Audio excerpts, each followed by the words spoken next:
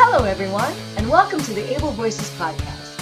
I'm Dr. Rhoda Bernard, founding managing director of the Berkeley Institute for Accessible Arts Education and the assistant chair of the music education department at Berklee College of Music. And I am proud to present this podcast featuring disabled artists and arts educators. We are inviting artists with disabilities to be guest hosts for the Able Voices podcast. Today, you'll meet our next guest host, Tony Memmel. Tony Memmel is a singer, songwriter, speaker, and teacher with unique charisma and creativity. Though he was born with one hand, he taught himself to play the guitar professionally by building a special cast that he designed out of guerrilla tape. He has toured 47 of the 50 states, 25 countries, and has worked with 16 countries, virtually sharing his music and his message of hard work, determination, and resilience. His work ranges from visiting schools, hospitals, and churches to writing and arranging music for children, composing symphonies, performing in historic concert venues, and helping people with hand and limb differences, like his, to develop their own adaptive methods that allow them to make music part of their lives. Tony grew up in...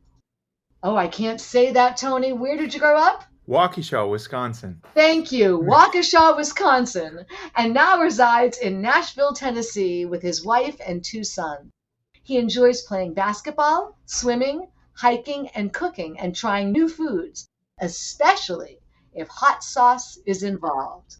Welcome, Tony. We are delighted to have you as our next guest host of the Able Voices podcast. Well, thank you so much for hosting me today. I'm so glad to be here with you, and thank you for that introduction. My great pleasure. Thank you for saying Waukesha for me, because that was not going to happen. I'm here to help. That's a tough one. I'd like to start off by asking you to tell us your story as an artist. How did you get your start as an artist, and how did you get to where you are today? Well, I believe that I was born with a strong desire for music that goes back even before I can remember. My family tells me about my early interest in music and learning how to operate the family CD player that was in the living room and picking the songs that I knew, and I already knew the numbers of the tracks from before I can even remember. And so something about me is just built for music, but it became a real intentional draw, something that I pursued in depth as I grew into more of a school age. I played trumpet starting from an early age and played through the school band system. We had a really strong music curriculum in the school district that I grew up in, which I was really fortunate to be a part of. And but it was guitar, especially, that really just sparked my imagination in this big way. It set this big calling over my life that just seemed bigger than any obstacle or challenge or anything you want to call it. That seemed like it would come along the way with learning to play the guitar, born with one hand. And so I pursued that in depth and worked really, really hard. It's one of the hardest things I ever learned how to do.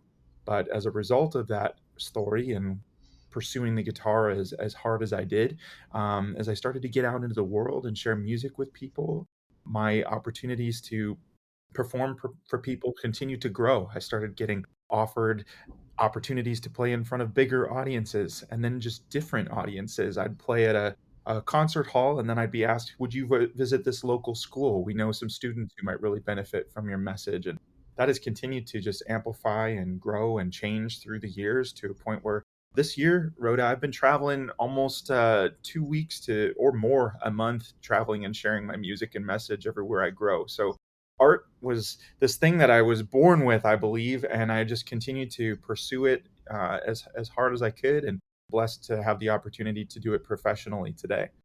Fantastic. Can you talk about your experiences as a person with one hand and how that relates to your art? You mentioned some of that, but can you talk more about that? So from an early age, learning how to play an instrument in school, for example, I was asked, even encouraged, I would say, by my family to maybe play an instrument that I might be able to hold easily. So, and it was also financially accessible for my family. My mom played trumpet when she was growing up. My uncle played, so we actually had a family trumpet. And it was something that was also thought that might be easier to hold and to be able to, trigger the valves with one hand and prop it up underneath with my elbow on my left side, which is where my arm just about stops on my left side. So that was sort of practical and Mhm. also available. And it was also something that I enjoyed. I thought maybe saxophone would be cool or something like that, but trumpet was like sort of in my house and something I could start with.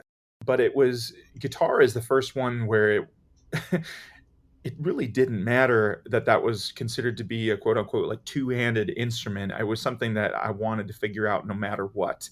And so that was the one that I didn't know anything about guitar rota. So I went to the library and I picked out every book I could find. I didn't know what kind of strings the guitar had, what kind of wood they were made of, who played guitar, and how do electronics work in the instrument. And as I started looking through all these books in the Waukesha Public Library in the town I grew up, I I noticed something really interesting that sparked this really big new idea for me was almost everybody plays guitar where they hold the instrument with their left hand and then make sound with the right.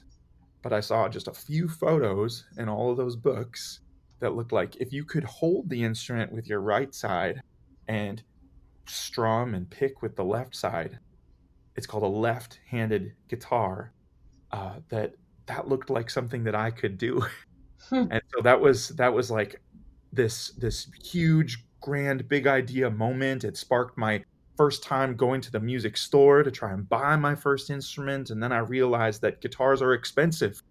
So I was like, I didn't have the money that it was required to as that barrier to entry. So I started saving. I got a couple of jobs, and all of this was sort of happening before I even sat down to make my first sounds. But I pursued it really, really heavily and hard, and eventually brought my first guitar home, a left-handed Fender Stratocaster, it was called. And from there, I started trying to develop different tools and methods and ideas that might help me to produce more sound from the instrument. And I realized that I was born with one hand and a perfect space on the end of my arm that is the exact size of a guitar pick, a tool that people use to make more sound from the guitar. And my arm, I'm of the belief that it feels like it was designed that way. Like that's how Huh. I'm meant to be and how I was meant to make music possible.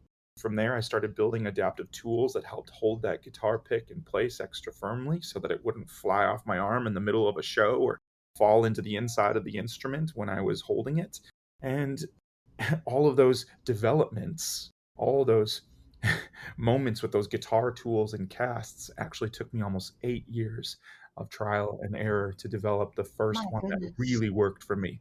So it was a long haul. I was making some music along the way, but it didn't come without its challenges. And when I finally found the tool that I use today, which is called Guerrilla Tape, I was able to take all of that time and effort I had already put in and really just use that as a launching point to really pursue practice at a much higher level and more frequently and be able to perform more often in a way where my tools weren't falling off my arm every single time I'd go on the stage. So it was a long haul. It was really difficult, but those sort of adaptive methods were things that I had no reference for. I had never seen anybody play guitar with one hand. Yeah. I've kind of felt it, in that way it was just always trailblazing, finding something new, and so that's a mindset I've sort of applied toward everything when it came to being an adaptive artist. I love that. Like blazing a new trail through your art and the 8 years of dedication that it took to get you there. That clearly you had a drive for that instrument. That's Yeah, really powerful. So I know that our listeners will be very interested in hearing about your arts education. Can you talk about how you learned in the arts? I mean, you talked about how you poured over guitar books and looked at yeah. videos, but tell us more about formally and informally how you learned in the arts. Absolutely. So, informally, my family loves music. My grandparents love music. My grandpa, grew up in the Depression era. He had an old harmonica and could like play spoons on his lap. So very folky upbringing in music. My mom was musical, played trumpet through school, and music was always around in my house. But I'm the only person in my family who's ever pursued it at such a deep, deep level. So it came from early beginning in the school system. Trumpet was available to students starting in fifth grade. So I started there and played in the school band. Then I joined the jazz ensemble, which is a before school program starting in middle school. Played in the marching band, which is a really kind of intense competitive school system where we like even competed for state championships and traveled around the country. And it was like kind of an in-depth experience with that. But it was my senior year of high school. I was goofing around in the hallways trying to make my friends laugh by singing in kind of this like really kind of high pitched pop voice. And a new teacher in my school, heard me singing and said, "Tony, I believe we could put that voice to better use in my choirs." And I had been in some like before school choirs and a church choir when I was young, but I never pursued it through school. I had always played trumpet, but she heard something where I was trying to be silly. She heard potential and invited me to join the choir. I auditioned and got into the top group in my school.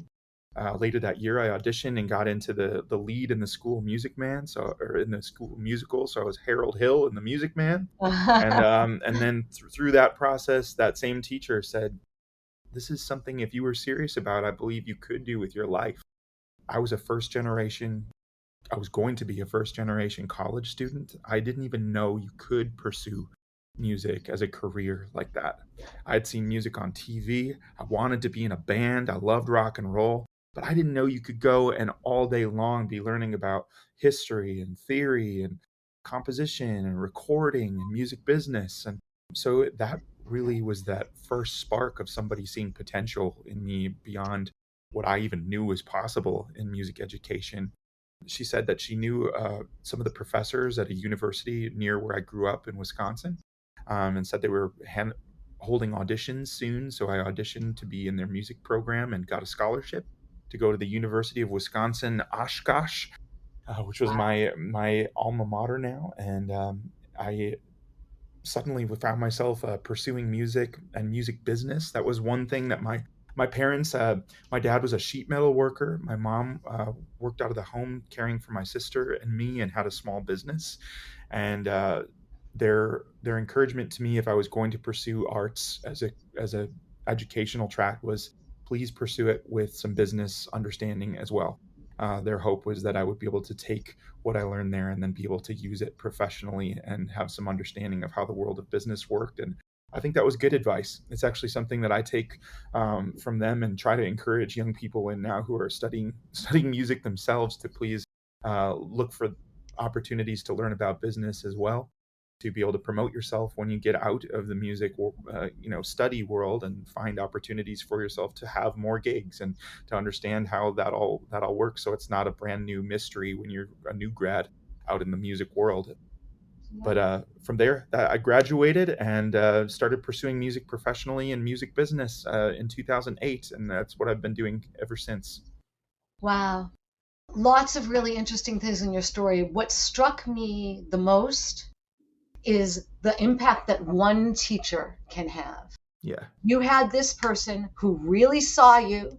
You were being silly. They saw potential.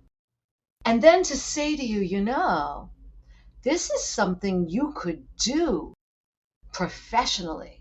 Hmm. To have someone believe in you in that way and really, as you said, they saw potential in you that you didn't even see in yourself. Absolutely. That's, I think, extremely powerful. Wow. So, on that note, I understand that you have a little bit of music you want to share with us. Can you tell us about what we're going to hear? Absolutely. So this is a song that I actually sang when I had the opportunity to be at the ABLE conference earlier this year. It's a song that I teach in every single school I visit. It's a song that I just taught when I was overseas in Indonesia and Vietnam. It's a song that I wrote called "I Am Never, Never, Never Gonna Give Up." And this is a song that no matter what language the audience speaks, no matter how familiar with music you are, my goal is to be able to teach it within a couple of minutes and get an entire audience singing and clapping along and involved. And it's a song that I hope gets stuck in people's minds. It's something that I hope that can carry with you throughout the day, and maybe you just plant that seed, that spark, that the next time you are hitting that wall midday, or you're struggling in a anything from your professional life to your school life to a relationship, that there are those things in your life that you have to keep trying on and navigating the best that you can. And this is that just a song of encouragement. It's fun. I hope you enjoy it. I am never, never, never gonna give up. Here we go.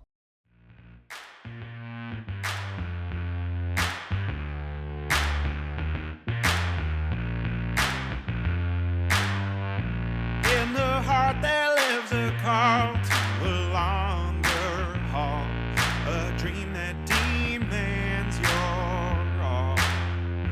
It's the hardest, clearest choice when you hear its voice. Step up and stand tall. There's an old and simple code you'll learn as you go, the truth a wise come to know. You get out what you put in, come lose or win. Sing this anthem of the soul. I am never, never, never gonna give up. Never, never, never gonna give up. Never, never, never, never gonna give up. I am never, never, never gonna give up. Never, never, never gonna give up. Never, never, never, never gonna give up. Thank you for that, Tony. I remember singing and clapping along to that back in April. It was such a great song. We And had the a good spirit time. of We had a that. good time. That We had a audience good time. was singing out. We had a great time. People were harmonizing, the whole thing. It was great. Yeah. So, what advice would you give? You said a little bit about this. You said you often advise people to learn about the music business and have that be something that they know. But in terms of an artist with a disability, what advice would you give them? I think it would be specific, individual to individual. I would want to talk with somebody about what their goals are. For me in music, I wanted to be playing the guitar at a professional level.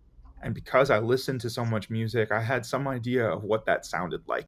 So I know what empty encouragement can feel like, and somebody telling you sound great, even though you don't sound like what you want to sound like. So some people's goal, it is to participate as a part of a classroom atmosphere. What does it look like to pick up an instrument and be able to play with the part of the ukulele choir or something like that, or some sort of unit in school for 2 weeks, but then put it down, and that's something you enjoyed for a little while, but not something you want to do the rest of your life.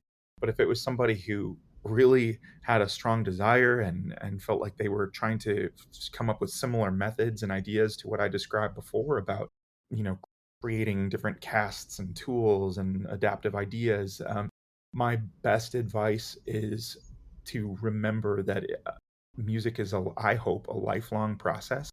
I've been playing guitar a long time now. This is my 26th year with the instrument, and I'm still trying to be a student of guitar. I'm still trying to adapt the way that I play to make it better and better. So my hope is to encourage people to have a lifelong learner mentality as they approach their craft, and to treat it that way, like a craft, to approach it daily, to make recordings so that you can track your progress. Treat it as much as it is fun. If it's something that you're really serious about, treat it like you would something that you were really trying to get better and better at, and something that you can point back to. 2 weeks ago, I could not play this scale, and I have it on recording. I fumbled through it, but today I sat down to play my instrument, and it sounded close or great, and you can see that charted progress over time. I think is so important for anybody who's really serious about learning an instrument, and that goes for somebody with a disability or a physical disability like I have, or somebody who, for any general student who's just trying to learn an instrument. I think those things are actually similar. That those are just sort of principles that I think are good for everybody to kind of keep in their minds as they pursue a craft. Absolutely. Thank you for that advice. I love thinking about lifelong learners, and that your relationship with your art and your craft changes over time, and that it is a lifelong. You're not done, Yeah, right? absolutely. It's not like, oh, now I'm a professional, I'm done. No, now we explore new territory always, and we're Absolutely. always growing. I love that. can you tell us about what you're working on these days? Absolutely. So I am moving into a really interesting phase of my musical career. As a college student, I studied a little bit about recording and production of music, and it's something that maybe was a spark at the time, but has just never gone away. So I've really invested a lot of time and effort over the last 2 years, especially, to really develop as a producer and songwriter in the studio, working with new artists, writing for other people as well. So my whole life, I've pretty much written for myself or for bands that I've been a part of or knew I was going to be the main singer on, and I've had a lot of fun lately having the opportunity to create for other voices, for and some of that was actually sparked through the way that we had to navigate the pandemic in 2020. Some of my work turned to virtual work, and I met some artists around the world, and especially one artist I've worked with a lot is a hip hop artist out of Nigeria. His name is Crucifixo, and I've produced a number of tracks with him and for him, and just sending recordings back and forth across the world on WhatsApp, and thinking that there are just some really neat opportunities with the technology available to us to make art in these exciting new ways. That's been really firing up my imagination in exciting ways, and also pursuing life more as a speaker these days. I just got off a 3 week tour that was a lot of playing my guitar and singing for big audiences, and also throughout that process, I had the opportunity to work with up and coming music business students and to Mhm. share more and more of my story and in those speaking environments. And I've been really enjoying that, and the opportunities for Q&As, and to sow into a new generation of people who are getting started or maybe haven't had that encounter from that teacher yet who had believed in them, and having the opportunity to speak into other people's lives, and the way that I was, I benefited from as a student. So it's been a really neat shift in a way to that more professorial role, even though I'm not affiliated with the university, but being able to help people in that way has been exciting. I love that because you're paying it forward, Thank you. right? Which is a beautiful thing. So, how can people find you online? I am all over online. If you type my name, Tony, Tony, Memmel, Memmel, it's like mammal with E's instead of A's. You're going to find me on TikTok and Instagram and Facebook, and I have a website, LinkedIn, and each person that you talk to has a place that they like to gravitate toward for where they seek their social media time.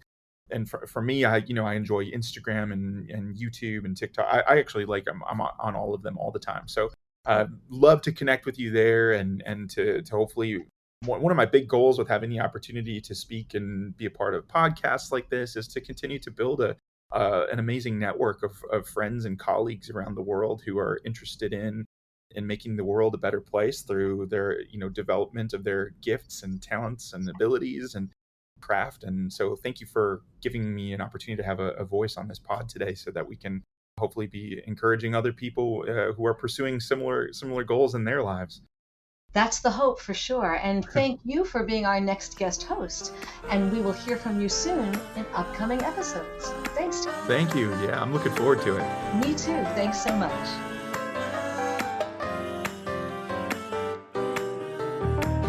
Able Voices is a production of the Berklee Institute for Accessible Arts Education, led by me, Dr. Rhoda Bernard, the founding managing director. It is produced by Daniel Martinez del Campo. The intro music is by Kai Levin, and our closing song is by Sebastian Batista. Kai and Sebastian are students in the arts education programs at the Berklee Institute for Accessible Arts Education. If you would like to learn more about our work, find us online at berkeley.edu/BIAAE, or email us at BIAAE@berkeley, that's LEE.edu.